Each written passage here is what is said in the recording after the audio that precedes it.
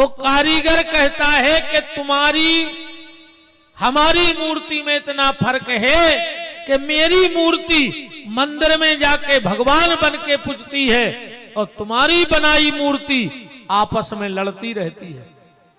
बोलो हम भगवान की मूर्तियां हैं कि नहीं? और लड़ रहे हैं एक दूसरे से कि नहीं लड़ रहे? और किस चीज के लिए लड़ रहे? जो अपनी है नहीं। ये जमीन अपनी है।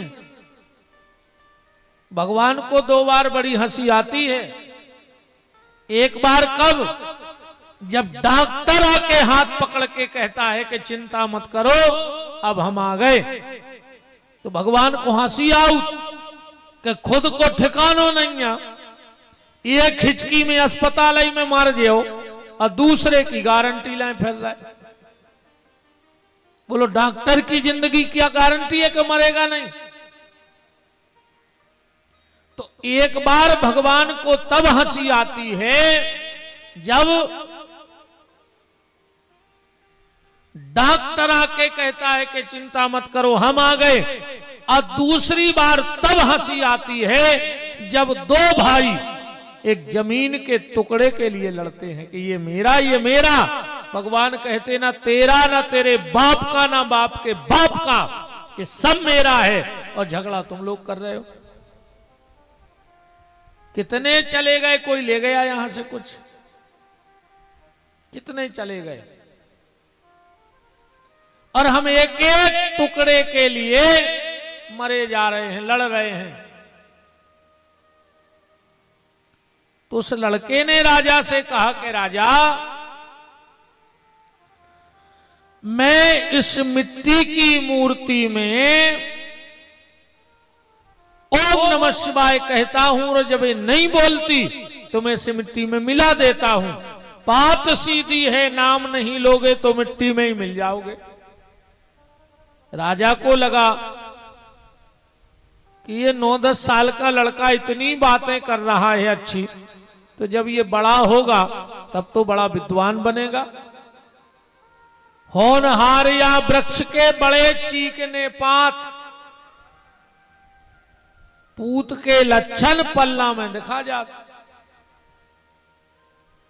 राजा ने सोचा अगर इस लड़के को अपना मंत्री बना लूंगा बड़े होकर तो मेरा राज्य ठीक ठाक चलेगा। राजा ने कहा बेटा चलो हमारे घर में रहना, हम तुम्हारी व्यवस्था बनाएंगे। लड़के ने कहा राजा साहब हम चलेंगे तुम्हारे घर, पर एक बात सुन लो हमारी, अच्छी लगे तो ले चलना। राजा ने कहा बताओ। बोले तुम्हें हमारी 4 शर्तें माननी होंगी। राजा ने सोचा छोटा सा बच्चा है क्या शर्त रखेगा। बोले मानी बेटा। बोले नहीं पहले सुन तो लो, पहले सुन तो लो कि वो 4 शर्तें कौन सी हैं। बोले पहली शर्त हम भोजन करेंगे तुम्हें भूखा रहना पड़ेगा। दूसरी शर्त हम सोएंगे तुम्हें जगना पड़ेगा। तीसरी शर्त हम कपड़ा पहनेंगे तुम्हें नग्न रहना पड़ेगा।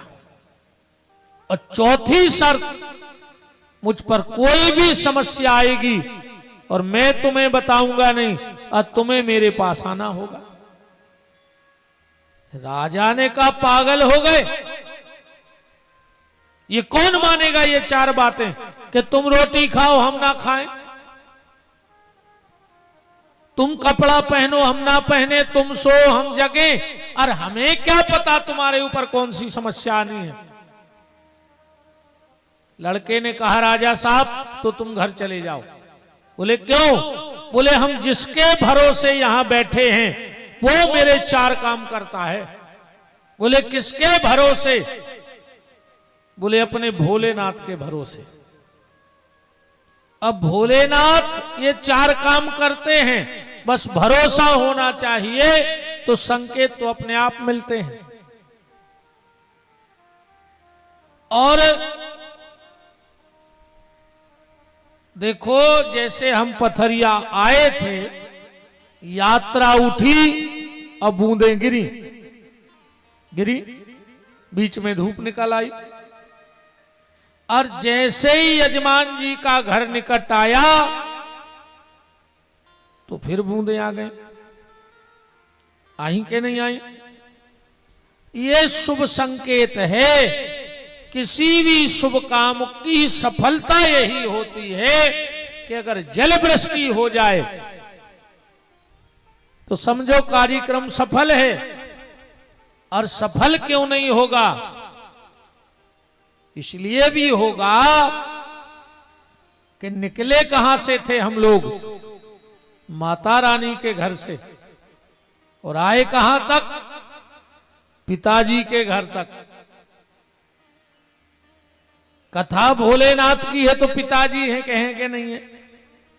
शारदा मंदिर से निकले थे तो माता जी का घर है कि नहीं है?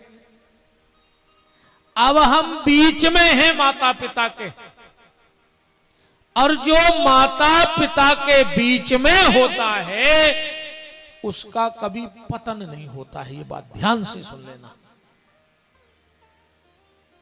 और जो माता पिता से दूर है उसका कभी उद्धार नहीं होता है। जो माता पिता से दूर है उसका उद्धार नहीं होगा। और जो माता पिता के बीच में रहता है, कई बार लोग कहते गुरुजी हम तो अपने माँ बाप को अपने पास रखे हैं। ये गलत बात है। बूढ़े माँ बाप को अपने पास मत रखो, ये अच्छी बात नहीं है।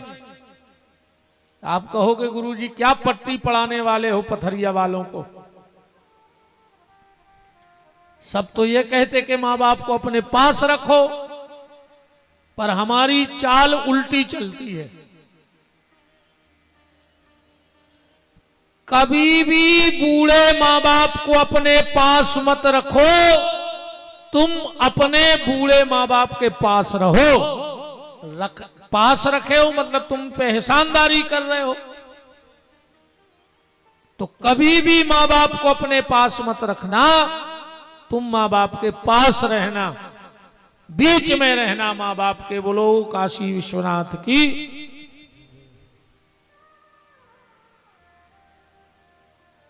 तो उस लड़के ने कहा कि राजा मेरा ईश्वर 4 काम करता है भोलेनाथ।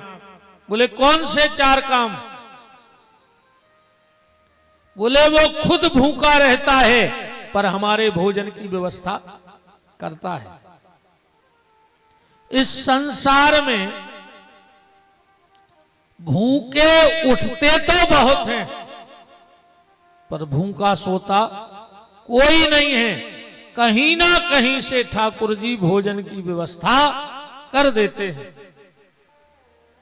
भूखे उठते सब हैं, पर भूखा सोता कोई नहीं है। एक भगवान शंकर का बड़ा विशाल मंदिर था। रात में एक चोर गया मंदिर में, और उसको बड़ी भूख लगी थी। पुजारी जी से कहा पुजारी कुछ खाने को मिलेगा? पुजारी जी बोले तो बोटा ही लगो के 24 घंटा को भंडारो चलत मंदिर में। बोले दो कुछ खा ले। पुजारी जी ने कहा नीचे पढ़ो क्या लिखा है। आओ प्रसादी पाओ, पर नीचे लिखा है विशेष। बगल में माला रखी है, एक माला करो और पेट भर भोजन करके जाओ। चोर ने कहा कि हम ठहरे चोर, चक्कू छुरा वारे आदमी, अब हम कहां माला अपने बस की नहीं है। पुजारी जी बोले माला नहीं करोगे? चोर बोलो अपन से नहीं हुई है। तो बोले फिर भोजन भी नहीं मिले। मंदिर को नियम है। भैया चोर तो चला गया। जैसे ही पुजारी जी भोलेनाथ की आरती पूजा करके सोए तो भोलेनाथ सपने में प्रकट हो गए। कहा क्यों रे पुजारी, क्यों पुजारी? तुमने उसको भोजन क्यों नहीं दिया? पुजारी बोले कि भगवान उसने माला नहीं की, इसलिए हमने उसको भोजन नहीं दिया। भगवान ने कहा, अरे पुजारी ने उसे भोजन नहीं दिया, अरे मेरे संसार में वो 40 साल से रह रहा है और मुझे पता है कि उसने माला नहीं की, फिर भी मैं उसके भोजन की व्यवस्था कहीं ना कहीं से लगा देता हूं। तो दुनिया में भूखे उठते तो बहुत हैं, पर भूखा सोता कोई नहीं है। दूसरी शर्त, हम सोएंगे तुम्हें जगना होगा, ये शर्त थी उस बालक की। भगवान भोलेनाथ कभी सोते नहीं हैं। आप एक भी फोटो बताना भोलेनाथ की सोते हुए। समाधि में तो फोटो मिलेगी, पर सोते हुए फोटो नहीं मिलेगी। तो समाधि में भी भोलेनाथ सोते नहीं हैं, क्योंकि जो व्यक्ति सो जाता है उसकी आंखें बंद हो जाती हैं। आंख खोल के तो कोई सोता नहीं। अब तुम घर में जाके ध्यान से देखना, जहां भोलेनाथ समाधि में बैठे हो तो गौर करना, ना तो भोलेनाथ की आंख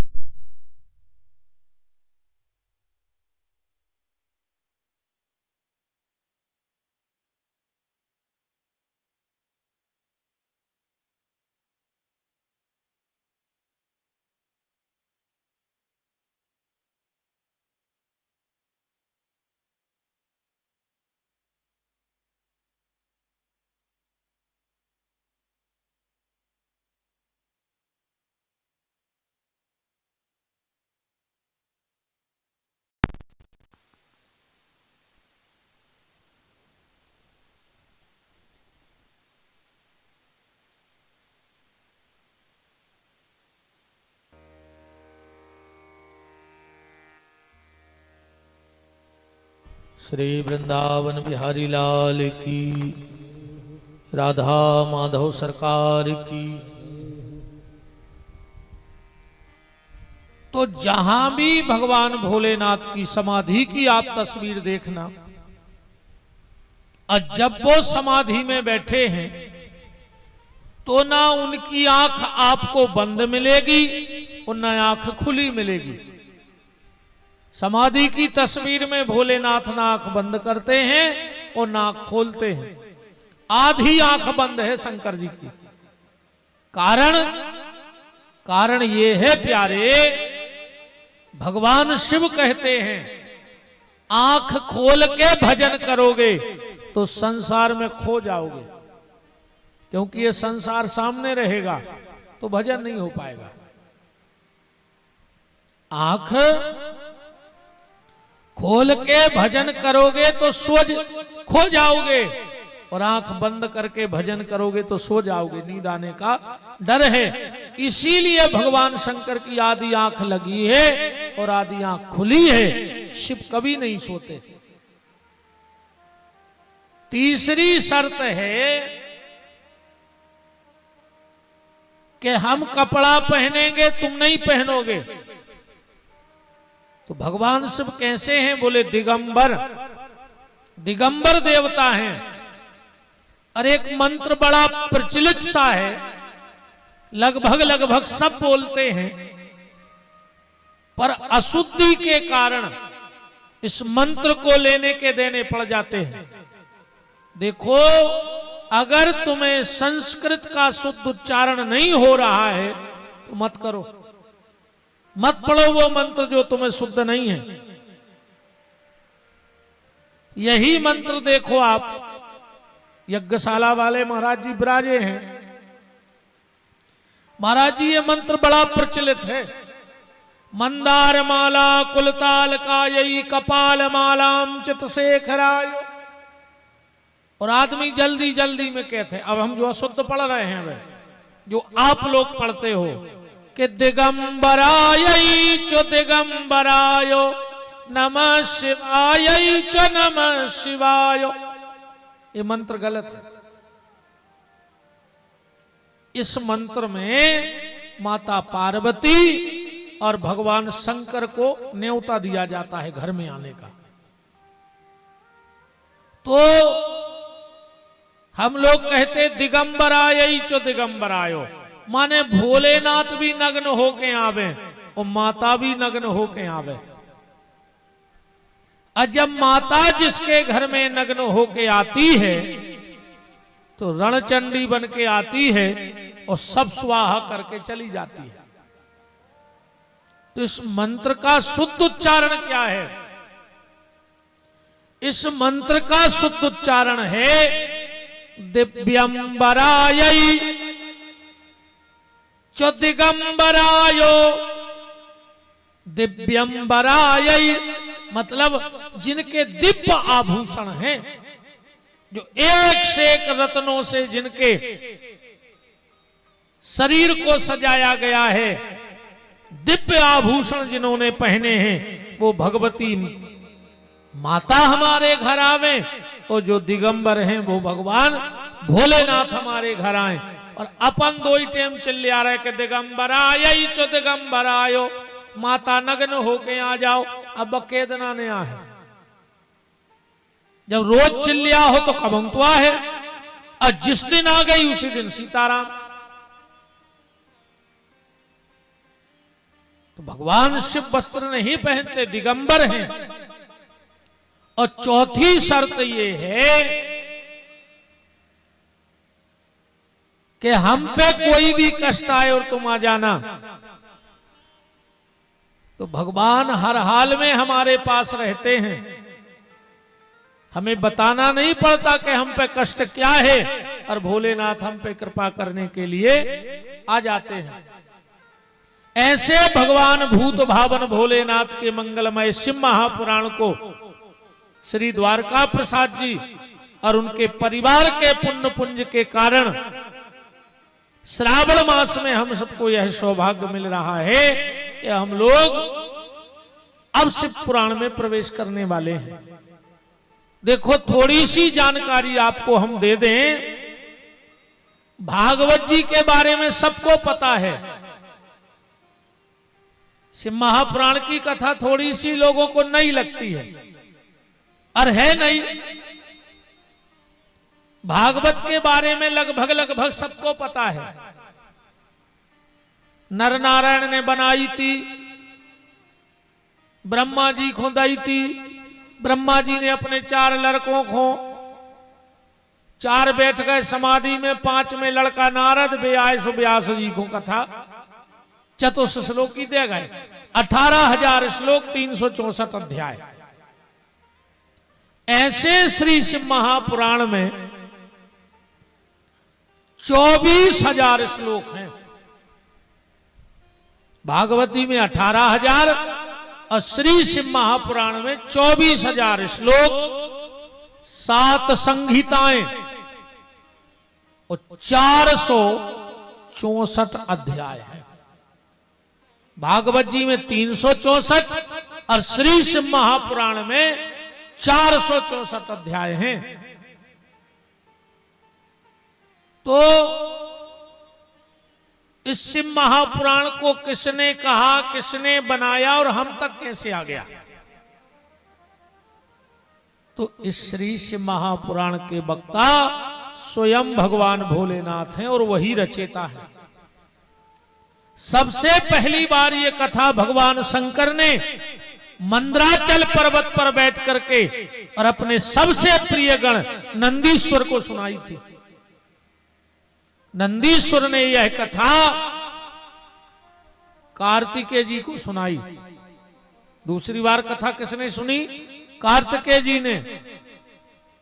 कार्तिकेय जी ने कथा सुन के कथा कही तो इस कथा को सनकादिक ऋषियों ने सुना। सनकादिक ऋषियों से यह कथा श्री व्यास जी को मिली। अब यहां भी ध्यान से सुनना, व्यास किसी व्यक्ति का नाम नहीं है। व्यास एक पद है। जैसे सरपंच किसी आदमी का नाम है, अध्यक्ष किसी आदमी का नाम है, विधायक, सांसद, मुख्यमंत्री, प्रधानमंत्री या किसी व्यक्ति का नाम थोड़ी है। जो उस पद पे बैठ जाएगा वो मुख्यमंत्री कहलाने लगेगा। ऐसे ही ये व्यास एक पद है और उस पे जो बैठ गया वो व्यास। 28 व्यासों की कथा, 28 व्यासों की कथा इस शिव महापुराण में है। अब आदमी से पूछो कि भागवत कौन से व्यास जी ने लिखी, कि व्यास जी ने लिखी है बस। और अगर पूछ लिया जाए कि उन व्यास जी का नाम क्या था, कोई नहीं बता पाएगा, वो तो व्यास जी हैं। श्रीमद् भागवत कथा एक वेद के 4 वेद, 18 पुराण, 6 शास्त्र करने वाले व्यास जी का नाम है श्री कृष्ण द्वैपायन वेद व्यास। श्री कृष्ण द्वैपायन, क्योंकि इनका जन्म द्वीपों के बीच में हुआ था, 2 पहाड़ों के बीच में, इसलिए इनका नाम श्री कृष्ण। बिल्कुल काले हैं, बिल्कुल करिया है व्यास जी। श्री कृष्ण द्वैपायन वेद व्यास के द्वारा यह कथा सूत जी को सुनाई गई। अब एक बात पे और ध्यान देना, सत्यनारायण की कथा करवाओ, पंडित जी आए, पोथी खोली, उनने एक ही बात कही, एक समय श्री सूत जी बोले, यही कहते। सोची भागवत करा ले, पंडित जी व्यास गद्दी पे बैठे, बोले सूत जी बोले। सोची तना और पैसा खर्च करो, बड़ों से टेंट लगवाओ, शिव महापुराण करवाओ, कहूं को और बोल पारे। हम भी के बारे हैं कि सूत जी बोले। तो पहले क्या कोई कथा करके नहीं जानता था? आज तक किसी ने नहीं कहा कि ये ऋषि बोले कि वे ऋषि बोले। सिर्फ यही कहते हैं कि सूत जी बोले। तो ये सूत कौन है, इस पे भी विचार करना। देखो हम बिल्कुल खुली खुली बात आप, बाकी तो सप्तमोर पता है पूरी पथरिया को न के लिए हम आए पहली बेर, हजारों बकास और कंस, ये तो मरता ही रहे। बोलो नहीं मरत हो तो 50 बार पूतना मार गए महाराज हरे, पर कब वो अपने भीतर की पूतना मरी? पहले तो जा बताओ। ऐसा कच्छू नहीं होए, मन धरो है कर गया, जाके भर गया में, और मन वो ही कर गया को कर गया, तो का कर है बबर गया? बताओ। रात भर ने अच्छी कृपा बताओ, उते चात मांगत मर गई। लगे हैं पकड़ रही है स्पीड गाड़ी। हाँ सीधे तो हम बतियाता ही ने कहा है, आखिरी न कहो के लिए जजमान बचे इतने बड़े पंडाल में, तुम सो छुपल का डार के सुनियो फिर। और का अरे भैया, दुर्गा जी के मंदिर में 4 बजे जल चढ़ाने जा पाओ चाहे न जा पाओ, अगर घर में बूढ़ी सास बैठी है तो उसको 1 लोटा जल भर के दे देना, मंदिर की दुर्गा तुम पे प्रसन्न हो जाएगी। और न कच्छू नहीं होने, रोज को जा रहे मर गया और बाऊ से कह रहा है घुड़ गया। मैं दुर्गा नहीं जानत कि तुम कितने पापी अधरे। मंदिर की चौखट घोर खाई मताई से वो नहीं बोल रहा है। बताओ, जिसको जन्म देने वाली मां में दुर्गा का दर्शन नहीं हुआ, उसे पत्थर की मूर्ति में कभी भगवान का दर्शन नहीं होगा। पहले तुम्हें घर में परिवार में भगवान का दर्शन करना होगा, फिर कहीं जाके कंकड़ कंकड़ में शंकर का दर्शन होगा। तो सूत जी कौन है ये सुन लो आज तो।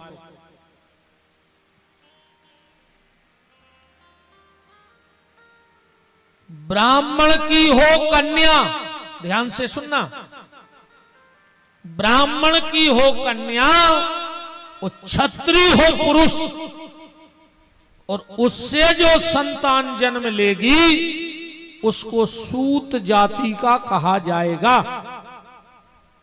ठीक, ब्राह्मण की कन्या और क्षत्रिय पुरुष और उससे जो संतान जन्म लेगी उसको सूत जाति का कहा जाएगा। जा तो हो गई जात।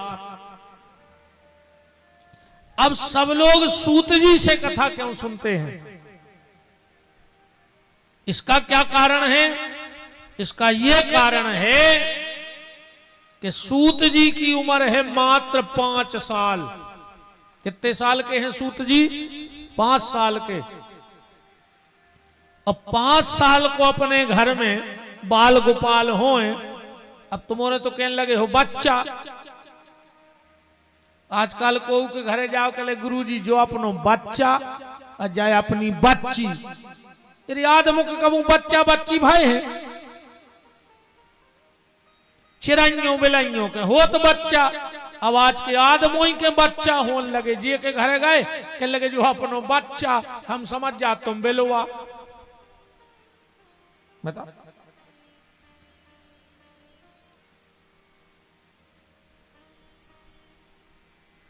इंसान के बच्चा बच्ची नहीं होते, जानवरों के बच्चा होते हैं। तो घर में अगर कोई गोपाल है छोटा सा, और अगर वो तुतलिया भाषा में बोले तो अपने घरे को बैठ भी आए अपन बार बार कहते कि इनसे ऐसी कह दे, इनसे ऐसी कह दे, कैसे तुतलिया भाषा अच्छी लगा था। तो जा बताओ रे भाई, अब संसार की बात है, तुतलियाऊ भाषा में अच्छी लगत है। 5 साल को बालक तुतलियाऊ भाषा में भगवान की कथा गावे तो कितनी मीठी ने लगे बताओ। और रामायण में लिखो है ऐसो, बिल्कुल 2-3 पन्ना पलट के चौपाई मिल जाए रामायण में, कि जो बालक कहे तो तेरी बाता, तो सुनहि मुदित मन पितु अरु माता। तो जैसे छोटे बालक के मुंह से संसार की बातें मीठी लगे, और वही बालक तोतली भाषा में भगवान की कथा गावे तो कितनी मीठी ना लगे। तो कथा तो सब जानते हैं, पर जब संतों का मेला लगता है तो सब जने सलाह करके बैठार देते सूत जी को कथा करवे कि उनके मुंह से अच्छी लगत। तो शंकर जी ने नंदीश्वर को शिव महापुराण सुनाया, नंदीश्वर ने कार्तिकेय जी को, कार्तिकेय जी ने सनकादिक, सनकादिक जी ने व्यास जी को, व्यास जी ने सूत जी को, सूत जी ने 88,000 सोनक ऋषियों को, और आज वही कथा आपके पथरिया में आ गई क्रम बांध के। इसमें 7 संहिताएं हैं। आप क्रमशः 9 दिन में एक एक संहिता के बारे में सुनेंगे। एक एक चीज का आपको इन 9 दिन में पता लग जाएगा। भगवान शिव को बेल इतना प्रिय क्यों है, धतूरा कैसे बना, भांग कैसे बनी, अकौआ कैसे बना, दूर्वा कैसे बनी, चंदन कैसे बना, भगवान शंकर पे चढ़ा हुआ प्रसाद लेना चाहिए कि नहीं लेना चाहिए, भगवान शंकर पे चढ़ा हुआ जल पीना चाहिए कि नहीं पीना चाहिए, भगवान शंकर के सिर पे गंगा कैसे बैठ गई। शंकर जी की घरवारी उनकी मूड़ पे बैठी नहीं बैठी। गांव देहात में जब हम जाते कहूं तो दो चार सियानी माता एक बात जरूर कहे हैं कि गुरुजी तना हमारे मोड़ आंखों समझा दियो। अपन को काय कहने लगे उन्हें घर बारी घुमूड़ पे बैठा लो। उनसे हम एक ही बात कहते हैं कि माता जी जब शंकर जी की घरवारी उनकी मूड़ पे बैठ गई, अब हमोरों की बैठ गई तो हमों का करें भाई। जो कछु नौ काम तो आए नहीं कि कछु नई परंपरा या बन गई। जब शंकर जी की उनकी मूड़ पे बैठी अब अपनी बैठ गई तो क्या करेगी बताओ। है कछु पत्थर के वारों का उपाय बेहलारा विश्वकर्मा जी मूड़ के नैया सबकी गति आ है पत्थर क्या नहीं पूरे संसार की।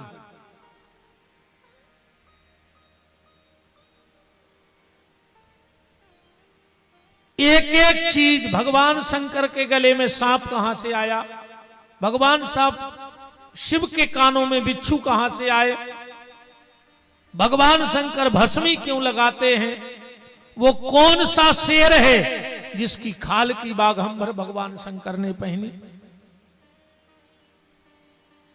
पांच मुंह कब बने, त्रिपुरारी कब कहलाए, महेश कब कहलाए, शिव कब कहलाए, अवगढ़दानी कब कहलाए, एक एक नाम की व्याख्या। और आप सबने सुना होगा भगवान कृष्ण के 24 अवतारों की कथा आती है ठाकुर जी के। तो भगवान भोलेनाथ के कितने अवतार हैं,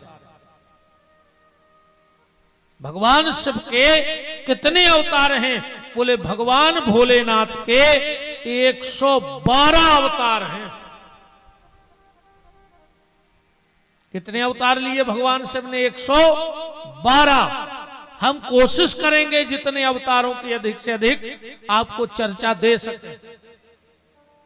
एक एक परंपरा आपको शिव महापुराण से मिलेगी। कैसे रहना है, कैसे भोजन करना है, कहां बैठना है, कहां नहीं बैठना है, घर में क्या करना है, क्या नहीं करना है, क्योंकि इन चीजों का बड़ा प्रभाव पड़ता है। इन चीजों का बड़ा प्रभाव पड़ता है। आप इन 9 दिन में पथरिया में एक ऐसा व्यक्ति ढूंढ के लाना, आज हो तो आज खड़े हो जाना, ऐसा व्यक्ति ढूंढ के लाना जे के जीना के नीचे होदी बनी होए और ओके घर में एक आदमी की परमानेंट दवाई ने लगी होए। एक आदमी ढूंढ के ले आइयो 9 दिन में, मंच पे ले आइयो, हम माला पैरे हो। जिसके घर में जीना के नीचे होदी बनी होती है उस घर की दवाई दुनिया का कोई भी व्यक्ति बंद नहीं करा सकता। इसलिए भूल कर कभी जीना के नीचे होदी ने बनाइयो। इन चीजों के बड़े प्रभाव हैं और अगर बनी हो तो खाली करके देख लेना, तुम्हें पता लग जाएगा किस तरफ सिर करके सोना चाहिए, किस तरफ कौन दिशा में बैठ के भोजन करे से कौन सी ताकत शरीर में बढ़त है या का घटत है। भगवान शंकर को दूध, दही, घी, शहद, शक्कर क्यों चढ़ती है? भगवान शंकर का ही अभिषेक क्यों होता है? एक एक गुत्थी इन 9 दिन में सुलझेगी।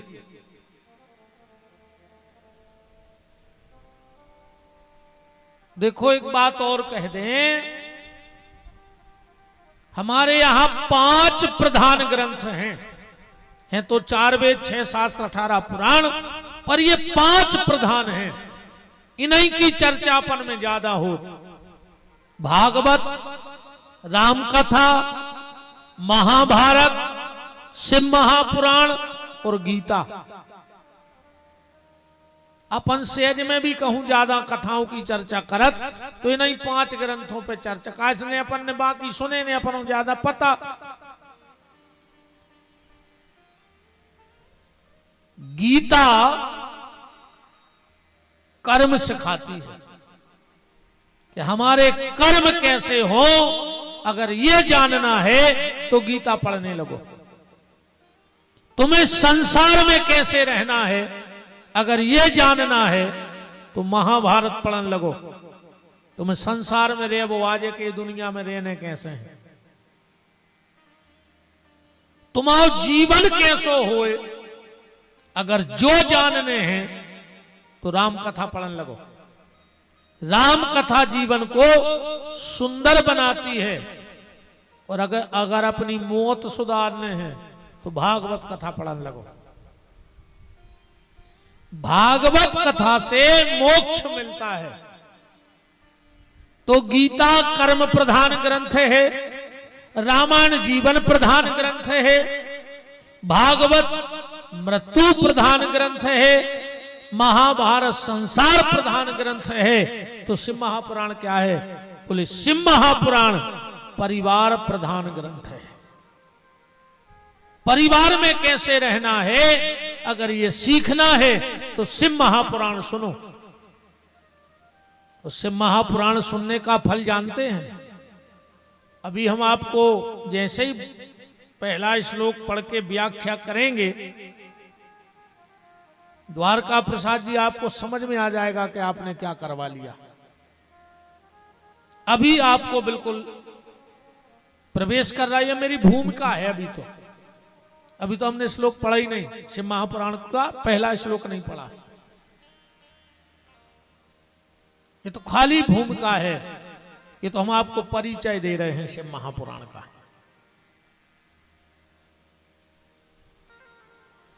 तो हमारे परिवार में हमें कैसे रहना है अगर ये जानना है तो श्री शिव महापुराण को पढ़ना सुनना चालू कर दो। एक एक ग्रंथि जीवन की सुलझ जाएगी। एक एक बात आपको शिव महापुराण में मिलेगी, एक एक परंपरा आपको मिलेगी। अच्छा ये बताओ, जब हमारे यहां कोई मरता है तो उस मरे को 4 ही लोग उठाते हैं कि नहीं उठाते? क्यों उठाते हैं?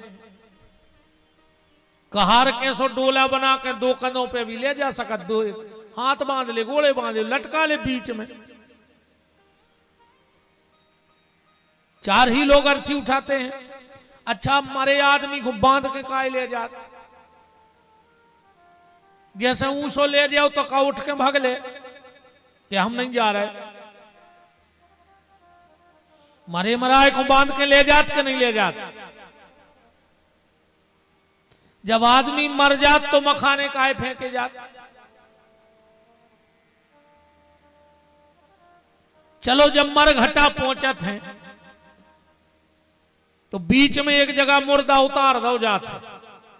इतने भी उतारत होंगे नियम हुई ये सुकाए हो को पता नहीं, अब तो हो रहा है कई काय कई। अब चलो आओ आंधरी घोड़ी फपूंदरे चना और दे घना के घना। अता पता को कुछ नहीं के जो कया हो रहा हो।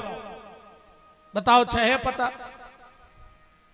मुर्दा काय बांधत, 4 जने काय उठात और कौन दिशा सिर करो चाहिए मुर्दा को। तो हर गांव में अलग अलग नियम है, जे की ढापली वही को राग। शास्त्र मत क्या है?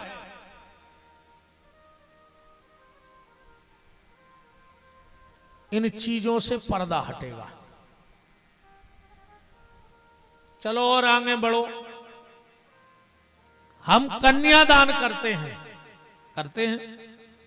हथलोई हाथ पे रखते हैं, आटे का एक गोला बना के। काय ऐसो काय हो। और फिर वो हथलोई को का करो चाहिए और तुमने का करो को पता नहीं। हम बता रहे का हो। अपन ने धरो बिटिया के हाथ पे, बिटिया ने धर दो लड़का के हाथ पे, उन्हें डाल दो कुपरा में। और आखिरी में अब को होश नहीं, बारात वालों को जो लगत के जो कुपरा ने रह जाए बड़ो है। सुन को हथलोई नहीं दिखाए, उनने उतना ही मड़वा में फेंकी बा हथलोई और कुपरा धर लो गाड़ी में। अब तो और सीताराम हो गई, पहल तो ऐसी के हाथ लोई घरे डरी रहती, अब भी आओ होने लगे गार्डनों में। सो बिटिया बार एक होने लगा थे कि होटल के चुका दें, जल्दी फ्री कर देना, डबल चार्ज घल रहा हूं 12 बज रहा है। तो अब मोड़ा बाय को लगा थे कि दहेज भल ले में, और गणेश जी उतन डरे गार्डन के गमला में। गणेश जी करे तुम हमें ऐसी सत्यानाश कर हैं, तुम हमें तो यह फेंक गए रे। उतई खाम डरो, उतई गणेश जी डरे, उतई हाथ लोई डरी। आप इस चीज को ढूंढना कि हथलोई रख के कन्यादान क्यों होता है और उस हथलोई का करना क्या चाहिए। आप खूब कथाएं सुनते हो, हमें इस 9 दिन में एक बात पता करके बता देना। भगवान शंकर की पिंडी तो कई जगहों ने सुनाई कि ऐसी प्रकट भई, ऐसी भाई शंकर जी की जलेरी कैसे प्रकट भाई। कलियो नेट पे सर्च, जितने जन इन चैनलों के माध्यम से सुन रहे हो वे भी कर लियो। अब मिल जाए तो तुम्हारे हमें बता दियो, और जितने चैनल पे सुन रहे वे ने चका के तो कमांड में कछु में लिख दियो। हम ज्यादा पढ़े लिखे नहीं है, इन बबालों में परत नहीं है। हाँ, हमें ज्यादा ही को नहीं अनुभवरी बन जाए। अगर तुम्हें पता हो तो नीचे लिख जरूर देना, तुम लोग हमें बताना जरूर कि फला फला व्यक्ति ने लिखा है कि जलहरी ऐसे प्रकट हो गई, या हथलोई रख के कन्यादान क्यों होता है और उसका करना क्या चाहिए। अगर तुम्हें पता लग जाए कि हथलोई का क्या करना है, तो मैं गारंटी देता हूं उन बेटा बेटी में कभी अनबन नहीं होगी। इतना प्रेम होगा कि श्री भगवान शिव पार्वती की तरह प्रेम होगा, राधा कृष्ण की तरह प्रेम होगा, श्री सीताराम जी की तरह प्रेम होगा, और वो बेटी तुम्हारे घर की लक्ष्मी बन जाएगी। अगर तुम हथलोई को ठीक ठाक जो करो जात वो कर ले।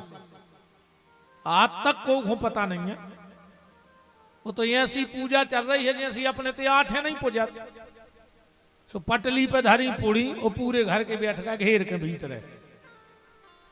अब घर के जो सियाने पापा बब्बा गए बे आए, सुन टाठी में से उठाए चाउर, कई जय हो माई जय हो, वो तई दीवाल में दाए चाउर, कई जगदम्बे की जय लगाओ थाली। अब उनको बिल्कुल पता है नहीं कि ठाट में कौन देवी अपोज रही। बताओ चाहे पता कहीं सो काय करेंगे, वो पिताजी करते ने, पिताजी को पता ने पिताजी के बाप को पता, फिर अपन को पता हो जाएगा। ये तो चल रही है परंपराएं, नहीं चल रही हो तो बताओ।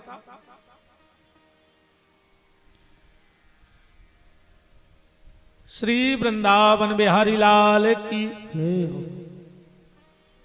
एक एक परंपरा पे माताएं बिछिया क्यों पहनती हैं, कब से पहने जा रहे हैं जी, क्या मतलब है। मंगल सूत्र में काला मोती और सोने का मोती ही क्यों लगता है, पहली बार से किसने पहना।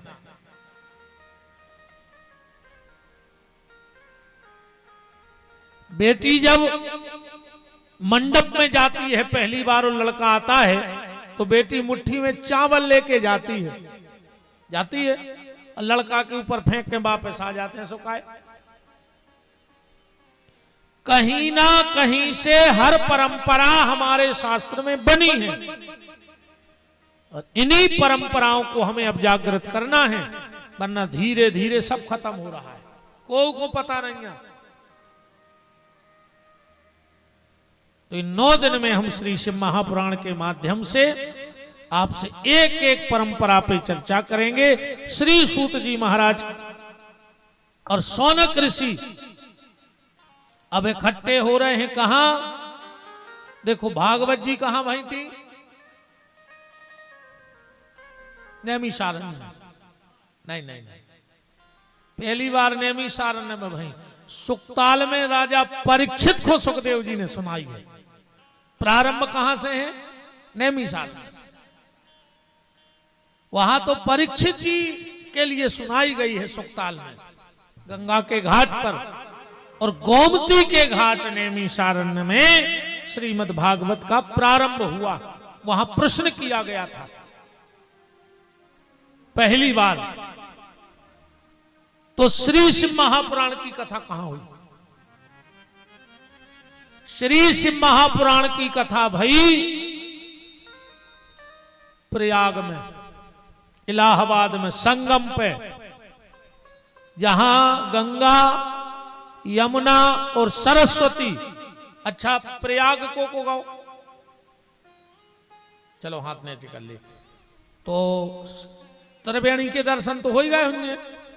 को करे आओ तना हाथ उठो। बा यार, तुमने बहुत भाग्यशाली हो यार। वो तो सरस्वती दिखाता ही नहीं है, तुमने